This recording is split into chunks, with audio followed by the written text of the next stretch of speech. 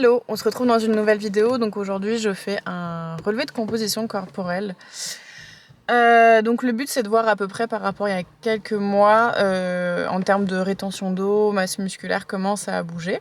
Et du coup je referai un relevé de composition corporelle juste avant donc, ma sèche pour voir si après toute cette phase de bodybuilding au niveau de la masse corporelle ça a bien bougé. Donc voilà. Je vous propose de suivre tout ça avec moi, je pense que c'est assez intéressant et puis voilà, c'est parti, on y va. Yeah, yeah, yeah. Yeah, yeah, yeah.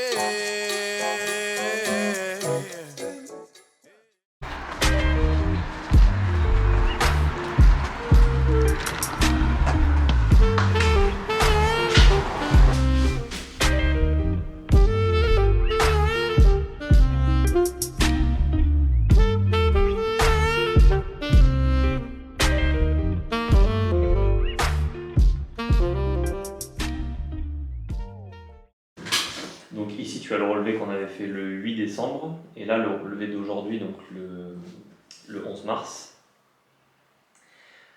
Première chose, donc ta masse grasse était à 23,6% la dernière fois, Ouais. ce qui représentait 16,2 kg. Là actuellement tu es descendu à 23% de masse grasse. Okay. Et en quantité ça représente 15,5 kg. Donc en effet ça fait une différence de 700 grammes environ. Donc, pour le coup c'est assez significatif. On peut avoir des variations des fois qui sont très faibles et qui sont dues à d'autres éléments. Là, c'est assez significatif pour qu'on puisse identifier l'impact de l'entraînement et de la nutrition à côté. Et d'autre part, donc, tu avais une masse musculaire qui était à 24,4 kg la dernière fois, qui est à 24,7 actuellement. Donc là, pareil, une augmentation assez sensible. Donc c'est plutôt pertinent. Ensuite, au niveau hydrique, là aussi, ça va être intéressant. Là, ce qu'on voit, ce qui est assez net, c'est de la rétention d'eau en intracellulaire. Alors un phénomène qui peut être pertinent en fait, notamment quand il y a des prises de créatine ou des choses comme ça sur des cycles de prise de masse musculaire. Là, pour le coup, c'est vraiment très significatif. Donc, mon avis là-dessus, c'est que pour le moment, c'est pas forcément pertinent de le prendre en charge. Okay. En revanche, quand tu vas passer sur une phase de sèche, à partir d'un certain moment, ce sera intéressant de traiter ça. Donc au final, volume d'eau intracellulaire, ça a augmenté? Tout à fait, tu as une augmentation du volume d'eau en intracellulaire. Ouais. Alors, je dirais pas que c'est quelque chose qui est forcément corrélé à la prise de masse musculaire, ça peut être assez variable. Il faut faire vachement gaffe avec la répartition des volumes d'eau en intra, en extra, contrairement à l'évolution du reste des constantes qu'on a vues. Ça, c'est des éléments où tu peux pas toujours trouver une explication logique à chaque fois. D'accord. En fait. Toi, par contre, ce qui est sûr, c'est que tu as toujours eu une tendance à la rétention d'eau, un équilibre qui n'était pas forcément là au niveau de l'intra et de l'extra. Donc pour moi, ce sera intéressant de le prendre en charge, mais voilà, un peu plus tard, okay. Et d'évaluer justement l'impact qu'on peut avoir dessus. Donc on se retrouve un peu plus tard. Donc même si ça fait que depuis en gros janvier que j'ai arrêté de faire du crossfit, il y a effectivement quand même pas mal de changements au niveau de ma composition corporelle. Donc j'étais à 23,4% de masse grasse et du coup aujourd'hui je suis à 23%. Alors ça paraît pas énorme en termes d'indicateurs, mais je crois qu'il y avait à peu près 600 grammes de gras en moins. Et il y a aussi une augmentation de la masse musculaire, sachant que en fait depuis décembre je m'entraîne 2 fois moins. J'arrive quand même à bien développer de la masse musculaire parce que déjà mes entraînements sont plus spécifiques hein, évidemment, mais surtout parce que je récupère beaucoup mieux. Par contre, au niveau de tout ce qui est rétention d'eau, étonnamment, j'ai des valeurs qui sont au-dessus du relevé de composition corporelle précédent. Alors, c'est des variables qui ont parfois plusieurs explications. C'est dur d'en donner qu'une seule. Mais là, à l'heure actuelle, déjà, il peut y avoir une variable hormonale parce que je suis en plein dans mon cycle. Donc forcément, ça a un impact sur la manière dont je vais retenir de l'eau par rapport à un autre moment du cycle. Donc ça peut être une piste, voilà. Je m'entraîne 2 fois moins qu'avant, j'ai une masse musculaire qui augmente et une masse grasse qui diminue alors que le volume d'entraînement baisse. Tout ça parce qu'en fait le corps est à l'équilibre. Dans cette vidéo du coup je voulais aborder un peu la question du surentraînement. Je vous avais demandé sur Instagram si vous avez des questions auxquelles vous vouliez que je réponde dans cette vidéo. Et on m'a demandé en fait d'aborder un peu ce sujet. Donc déjà il faut savoir que le surentraînement, c'est simplement en fait un état de déséquilibre de votre corps entre les stress, les sollicitations qui sont dues à l'entraînement versus les adaptations physiologiques et la récupération en fait qui vont intervenir. Voilà. Le surentraînement, c'est quoi ? Le surentraînement, en fait, c'est quand on a un état de fatigue passager qui commence à perdurer. En fait, c'est simplement quand l'organisme ne parvient plus à créer les adaptations nécessaires face aux stress qui ont été mis en place par l'entraînement, face aux sollicitations qui ont été induites par l'entraînement. Donc pour créer des adaptations et progresser, il faut créer un stress, ça c'est nécessaire. Sinon on est en sous-entraînement et en fait on maintient à peine ce qu'on a déjà pu construire en amont. Si en fait les sollicitations sont égales à la fraction de récupération, on est juste dans l'effort. Et si les sollicitations sont au-delà des capacités de récupération de notre corps, on est en surentraînement. Donc, le surentraînement, ça peut être un surentraînement de quelques jours ou de plusieurs mois. Forcément, plus votre surentraînement va être important, plus le temps que dont vous allez avoir besoin pour vous en remettre va être important lui aussi.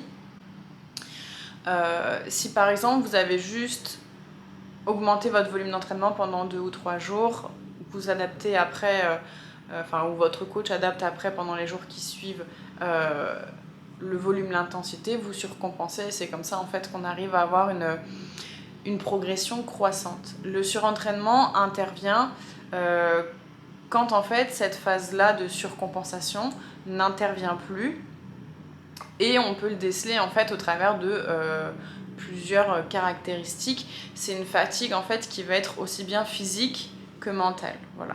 Donc il y a des symptômes qui peuvent prendre énormément de formes différentes. C'est aussi très lié à l'individu. Voilà.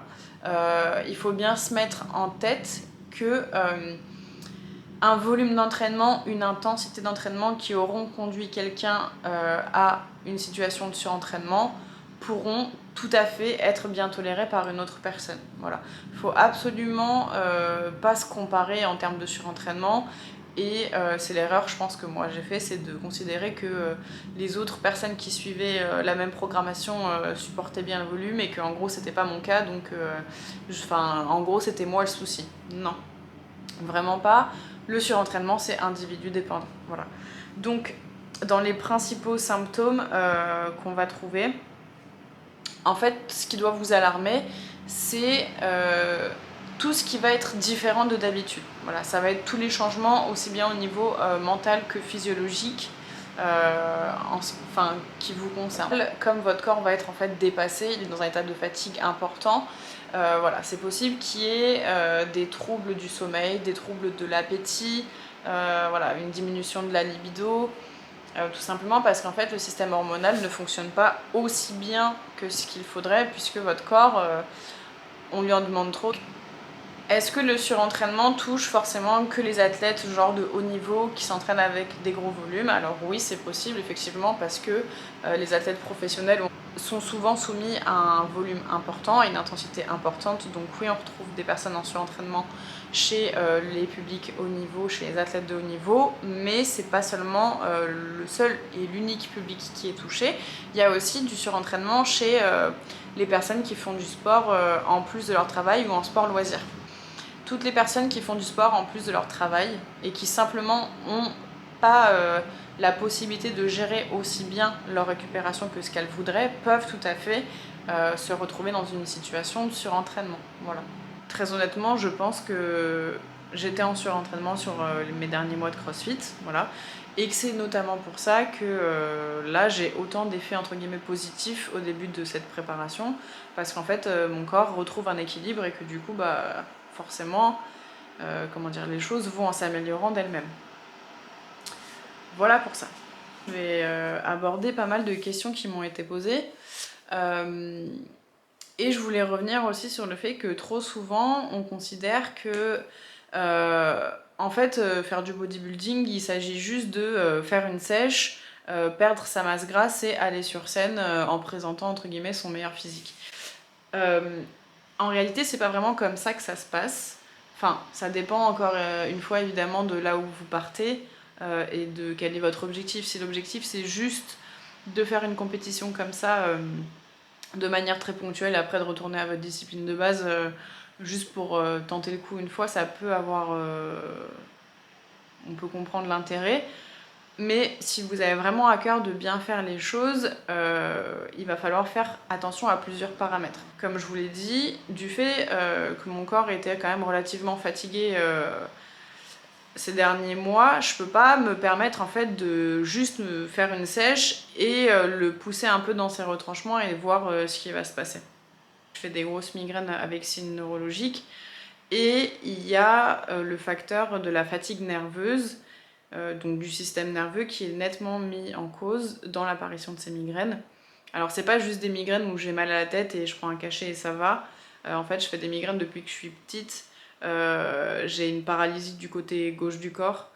Je peux pratiquement plus me tenir debout. J'ai des maux de tête extrêmement douloureux, vraiment à me taper la tête contre les murs. Je perds la vision, donc je vois pratiquement plus en fait ce qu'il y a devant moi. J'ai ce qu'on appelle des auras visuelles. J'ai parfois des auras auditives, donc en fait j'ai une atteinte au niveau neurologique, enfin une atteinte.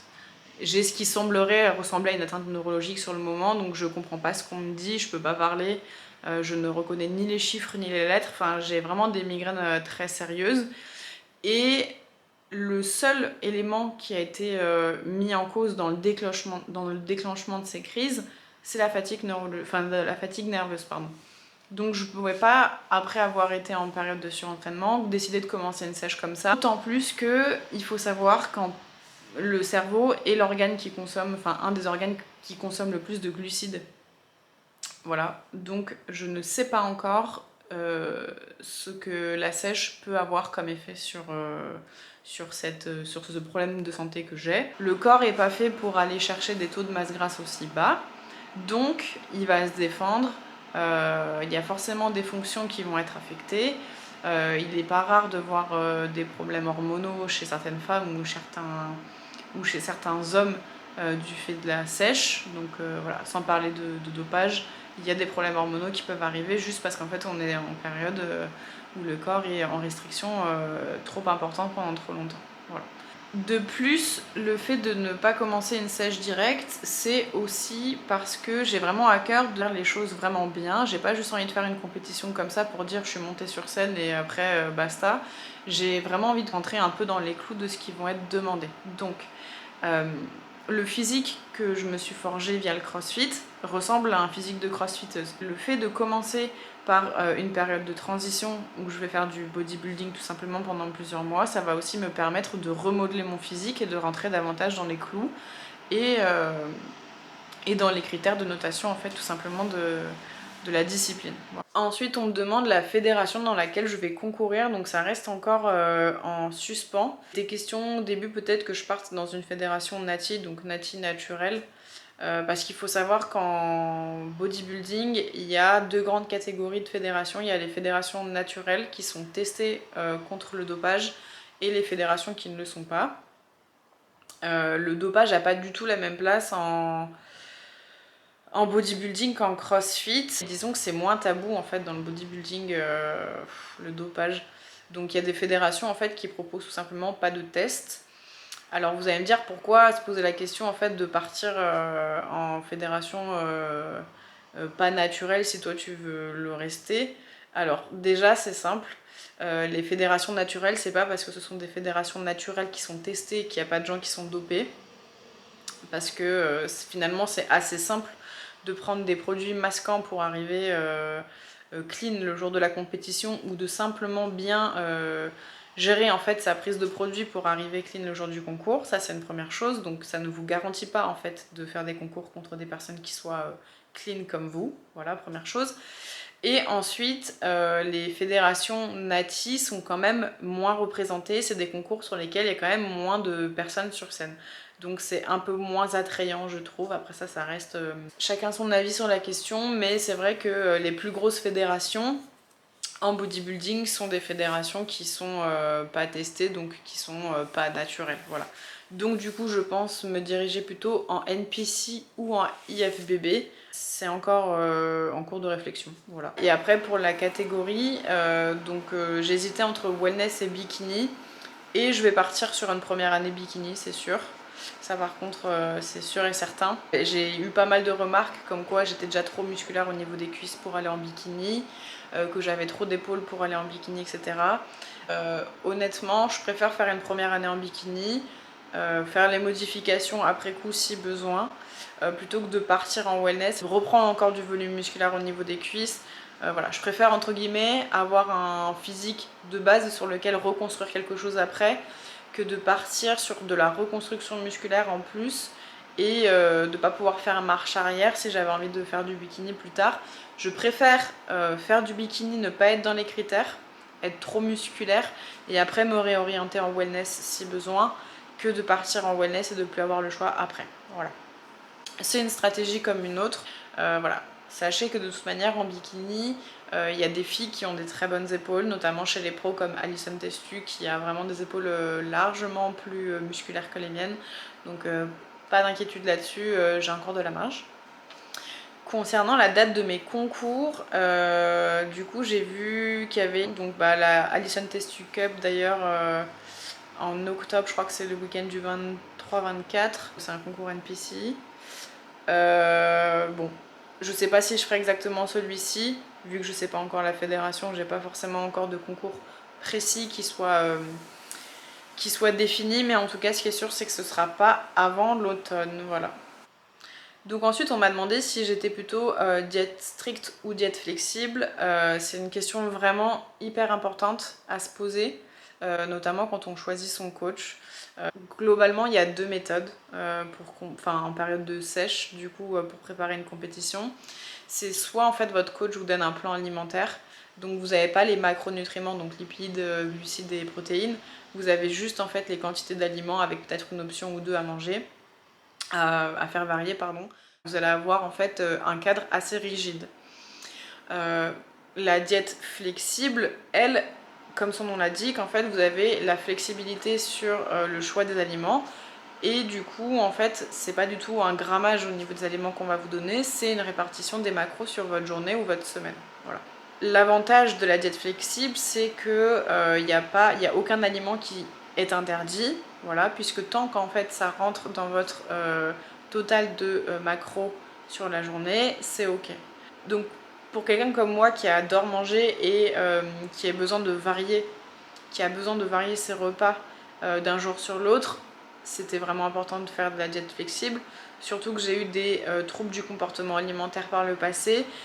Si vous faites une diète stricte pendant 8 semaines et que vous êtes en train de péter les plombs sur les 6 prochains mois parce qu'en fait vous avez été ultra restreinte et que vous ne savez pas comment gérer l'après, ça n'a absolument aucun intérêt de autant se limiter.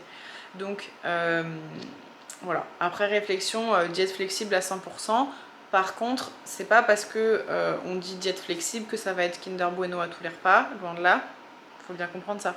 La diète flexible, c'est la base est saine, on a le droit d'introduire un ou deux aliments plaisir tant que ça rentre dans le total.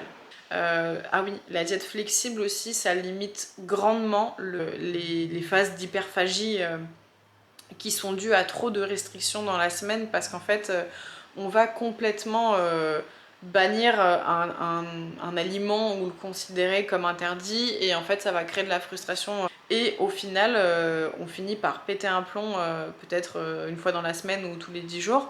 Là vraiment avec la diète flexible, le fait de ne rien considérer comme interdit, ça permet aussi d'avoir un équilibre beaucoup plus sain. Donc voilà, il n'y a pas de... Rien n'est interdit mais il n'y a pas d'excès et je trouve que c'est quand même un mode de fonctionnement qui est beaucoup plus sain et qui, je le sais, après la période de sèche, me permettra, après les concours, de reprendre du poids tranquillement sans avoir une période post-compétition absolument affreuse comme certains compétiteurs ont pu avoir. Donc voilà.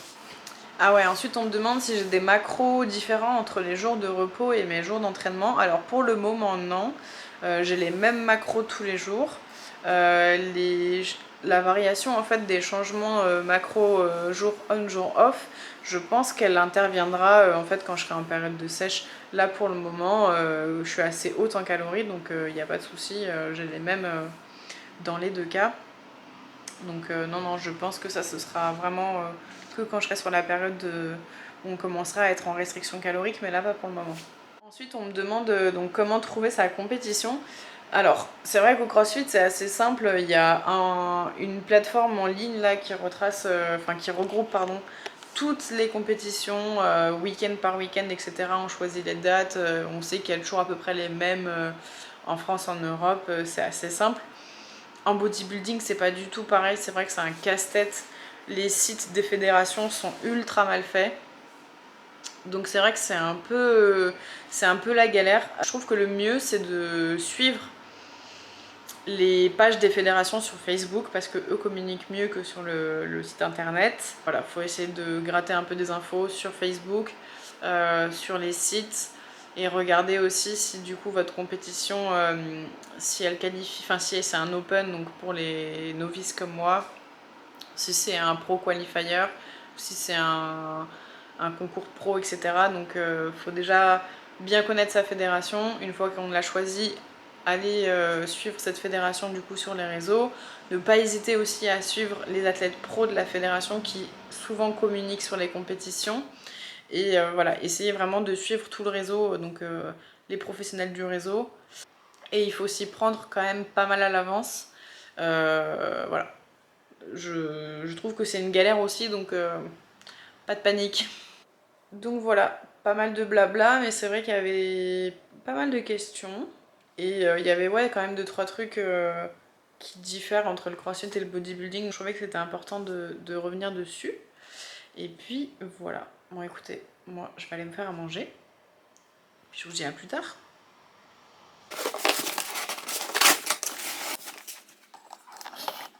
Trop chouette, donc apparemment ce mois-ci c'est plutôt sur le thème de l'Italie. Donc on a du panettone. J'adore ça. Ok. Ensuite on a des Energy Ball au café. Date amande spéculoos café en poudre. Ah ouais. Très sympa.